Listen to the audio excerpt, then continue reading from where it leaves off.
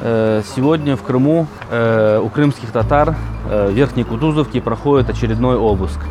В этой семье уже это не первый обыск. Первый обыск проходил 2 года назад, когда задерживали отца этого семейства, Алиева Муслима, в отношении которого проходят сегодня идут суды в Северокавказском окружном военном суде в Ростове-на-Дону. Сегодня сотрудники ФСБ пришли якобы по проверке статьи 282. Это статья возбуждения ненависти либо вражды по религиозному, либо по национальному признаку. Что ищут, неизвестно, но перерыли весь дом, сломали часть мебели, унитаз. Сегодня объектом преследования со стороны сотрудников ФСБ стала дочь Муслима Алиева Гульсум Алиева. Гульсум Алиева является журналисткой Крымской солидарности, является активистом Крымской солидарности, активно участвует в жизни общества. И сегодня преследование Гульсум является преследованием всех активистов Крымской солидарности в ее лице. Это очередное преследование, которое направлено на то, чтобы заглушить гражданское сопротивление в Крыму. Одним из первых, кто подвергся преследованию из активистов Крымской солидарности, был Нариман Мимедиминов. Далее это был Сервер Мустафаев, координатор Крымской солидарности. Сейчас журналисты. Видим тенденцию со стороны сотрудников ФСБ в том, чтобы заглушить голос правды, который исходит со страниц Крымской солидарности.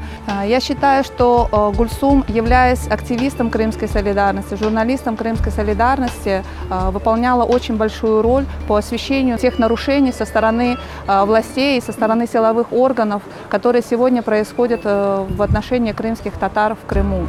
Репрессивная машина продолжает свое движение, но это не останавливает народ. И мы сегодня видим большое количество людей, которое собралось в поддержку семьи Алиевых. И мы понимаем, что боль одной семьи является болью всего народа.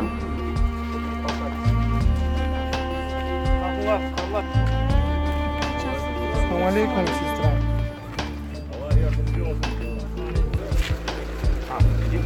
Аллах ярдамчы болсын.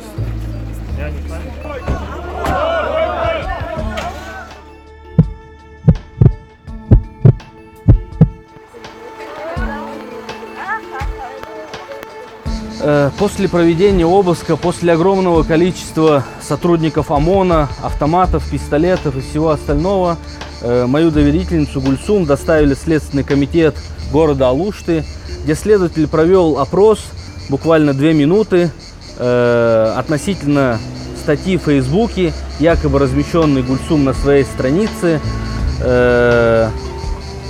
По этой публикации идет пока проверка. Уголовное дело не возбуждено, нас опросили, мы отказались давать какие-либо показания по 51 статье Конституции Российской Федерации. Ну, будем смотреть, что будет происходить дальше.